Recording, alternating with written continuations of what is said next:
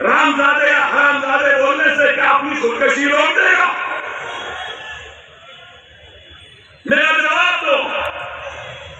वो जालिम जो हमारी मां और बहनों का रेप कर रहे हैं, क्या जेएसआर के नारे लगाने से रेप कम हो जाएंगे?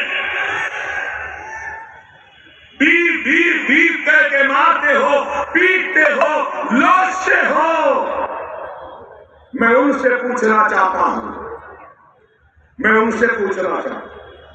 खराब दिखेगा, गौ रक्षक है ना, गौ रक्षक जो गौ माता की रक्षा करते हैं, करना चाहिए। हिंदू मजहब में गौ को माता कहा जाता है और उसका कोई रक्षक है तो अच्छा है, गलत बात नहीं है।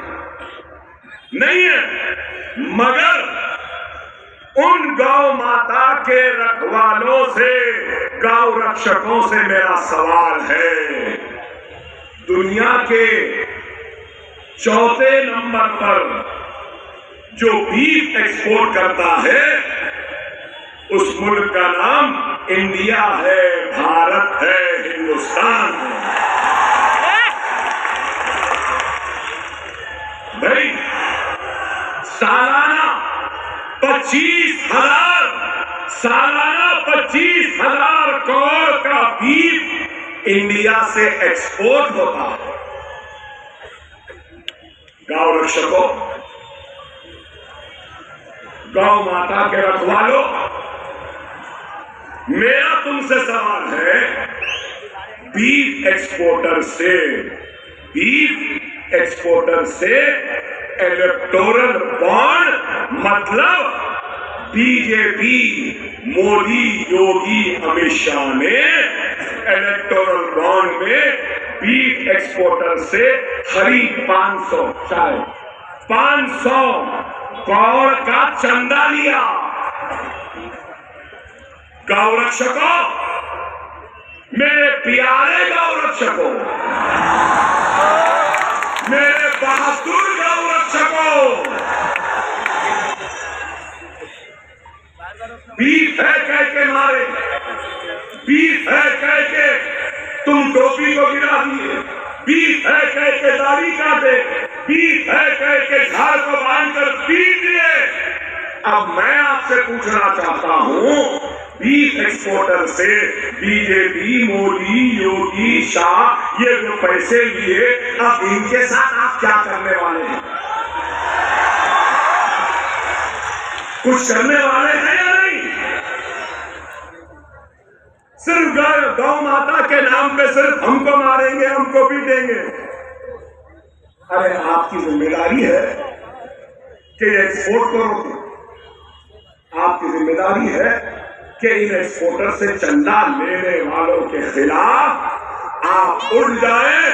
और मैं उम्मीद करता हूं अगर गौ माता के सही रखवाले हैं, रक्षक है, तो ये लोग आएंगे, मेरे साथ खड़े हो जाएंगे और मोदी से और अमित शाह से, बीजेपी से लड़ेंगे। लड़िए। क्या मेरी बात गलत है? अरे यही है मेरे भाई।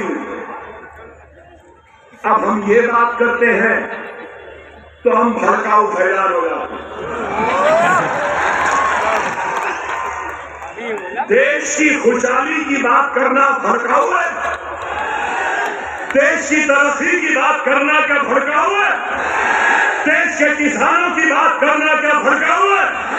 देश की मां और बहन के रेप की बात करना, उसको रोकने का मुतालबा करना क्या भड़काऊ है? देश में पानी नहीं है, पानी दो कहना क्या भड़काऊ है? देश में नौकरियां नहीं है, नौकरियां दो कह रहा हूं क्या भड़काऊ है?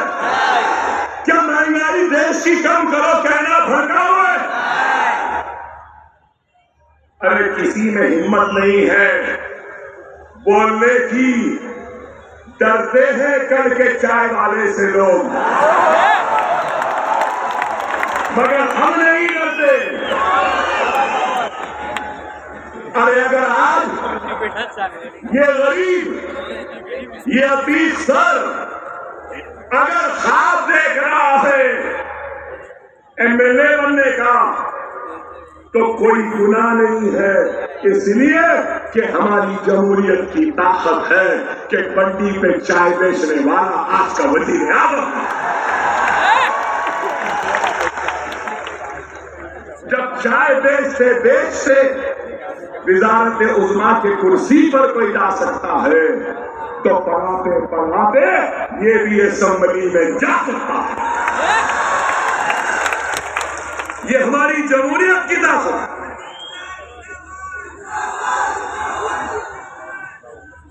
और अगर मैंने अभी चाय की बात की या चाय वाले की बात की, तो भाई मुझे तो नहीं मालूम था, मुझे तो मालूम भी नहीं था कि मिस्टर मोदी चाय बनाते थे, चाय बेचते। मुझे नहीं मालूम। उन्होंने खुद कहा कि मैं चाय वाला था, चाय बनाता। उन्होंने नहीं कहा क्या उन्होंने नहीं कहा? उन्होंने खुद कहा। सिर्फ चाय की बात नहीं कि उन्होंने ये भी कहा, मुझे याद है कि कोई लोग आते थे और बोलते थे कि कड़क चाय दो, कोई आते थे बोलते थे नरम चाय। ये भी उन्होंने कहा, मैं नहीं कहा। अरे चाय बनाना कोई गुनाह नहीं है, गुर्बत से ऊंचा उठना हर एक का हक है। और ये हमारी जमहूरियत की कामयाबी की निशानी है कि चाय वाला भी वजीर आज़म बन सकता। मैं एक टीचर को असेंबली बनाने का ख्वाब देखता हूं। मैं वजीर आज़म बनने का ख्वाब नहीं देख रहा, मैं मिनिस्टर बनने का ख्वाब नहीं देख रहा हूं। मैं सिर्फ एक दवाखाने की चपरासी की नौकरी का ख्वाब देख रहा हूं। मैं कोई एमपी बनने का या हिंदुस्तान के वजीर दाखिला बनने का ख्वाब नहीं देख रहा हूं। मैं सिर्फ मेरी जरूरत के वक्त एक साफ सुथरा अच्छा टॉयलेट का ख्वाब देख रहा हूं। मैं सिर्फ अपने बच्चों को पढ़ाने के लिए स्कूल का ख्वाब देख रहा हूं। मैं अपने बच्चों की तालीम के लिए कॉलेज का ख्वाब देख रहा हूं। मैं ऐसे मैदान चाहता हूं जहां मेरे बच्चे खेले कूदे और अजहरुद्दीन बने, विराट कोहली बने, सानिया मिर्जा बने या सानिया नेहवाल बने। मैं ये ख्वाब देख रहा हूं। क्या ये ख्वाब देखना गुनाह है? क्या ये ख्वाब देखना गलत है? अरे आज आपको हमको गौर फिक्र करना। यहां कई लोग होंगे जो सोच रहे होंगे कि अकबर ओवैसी यहां क्या कर रहा, क्यों आया। मेरे भाई, मैं आज एक इंकशाफ कर रहा हूं, एक इंकशाफ कर रहा हूं। और वो इंकशाफ ये है कि मेरी जिंदगी में बहुत कम वक्त ऐसे आए जब मैं किसी को सुनना चाहता हूं, और अल्लाह ने आज मुझे वो लम्हा दिया मुझसे पहले कि अतीक को सुनने की हसरत थी, ख्वाहिश थी। अरे इस नौजवान में मैंने उस चिंगारी को देखा है, उस चिंगारी को देखा है जो आने वाले कल में बहुत बड़ी आग लगा सकती है। मैंने उस जज्बे को देखा है, उस इखलास को देखा है, उस ईमानदारी को देखा है और उन ख्वाब को जो ये देखा है कभी अकबरुद्दीन ओवैसी ने भी देखा था। आप बोलेंगे अकबर साहब आप क्या देखे? मैं आज